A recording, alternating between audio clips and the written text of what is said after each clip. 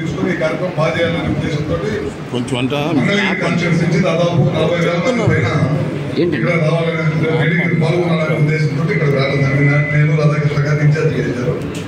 ఖచ్చితంగా మనం ఏదైతే అనుకున్నామో ఆ కార్యక్రమం 80% టార్గెట్ రీచ్ అవ్వాలి. ముఖ్యంగా మనం డ్వాక్రా కింద మనం మాట్లాడుకున్నట్టు ఒక 1000 నుంచి 1100 మంది దాకా డ్వాక్రా మహిళలు వస్తున్నారు. అది వాళ్ళ బాధ్యత తీసుకుంటున్నారు. దాని గురించి పెద్ద ఇబ్బంది లేదు. మనకు వచ్చేసరికి 18 గ్రామాలు ఉన్నాయి. 60 బస్సులు ఇచ్చాము. 60 బస్సులు 3000 మంది దాకా మనకి ట్రాన్స్పోర్ట్ అవకాశం ఉంది. ఇక్కడ నుంచి 30 కిలోమీటర్లు కాబట్టి మన గ్రామాల నుంచి మన నాయకులు కానీ మన కార్యకర్తలు కానీ అందరూ కూడా బైకుల్లో కానీ లేకపోతే ఓన్ ట్రాన్స్పోర్టేషన్ ద్వారా మిగతా వాళ్ళంతా రీచ్ అవ్వాలి. 7,500 మందికి ఎట్టి పరిస్థితులు తక్కువ కాకుండా అందరూ కూడా అవ్వాలి. ముఖ్యమైనది ఇందాక మన వాళ్ళు చెప్పారు, ఉపాధి హామీ కూలీలని లేకపోతే వీళ్ళని అవన్నీ మనకు అవసరం లేదు. మన పార్టీ చాలా బలం ఉంది. ఇంకా కూలీల్ని వాళ్ళని ఎక్కించుకొని బలవంతంగా ఫోన్లో మాట్లాడే అవసరం లేదు. అవి ఎక్కించుకొని తీసుకొచ్చి బలవంతంగా తీసుకొచ్చి మళ్ళీ వాళ్ళు మధ్యలో వెళ్ళిపోతూ ఉంటారు. మన క్యాటర్ మన బలంగా ఉండడం ద్వారా మన క్యాటరే వస్తారు. అందరూ కూడా వచ్చేటట్టు చేయండి.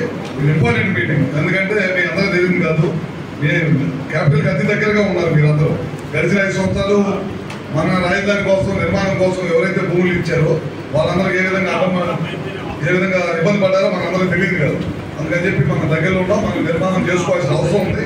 మన దేశంలో మన రాష్ట్రానికి తప్పక అన్ని రాష్ట్రాలకు రాజధాని ఉంది. మనది ఒకటే. ఆ రోజు ఎన్టీ రామారావు గారు ఉన్నప్పుడు తెలుగువాడి కీర్తిని ప్రపంచంతో ఆడితే జగన్మోహన్ రెడ్డి వచ్చిన తర్వాత తెలుగువాడి కీర్తిని నాశనం చేసి వదిలిపెట్టారు. అది మళ్ళీ చంద్రబాబు నాయుడు గారితో మళ్ళీ కీర్తి పెరిగింది. తప్పకుండా మనందరం ఈ కార్యక్రమంలో పాల్గొని మంచిగా ఈ ప్రాంతం నుంచి చాలా పెద్ద ఎత్తున రావాలని చెప్పి మరొకసారి కోరుకుంటూ సెలవు తీసుకుంటాం.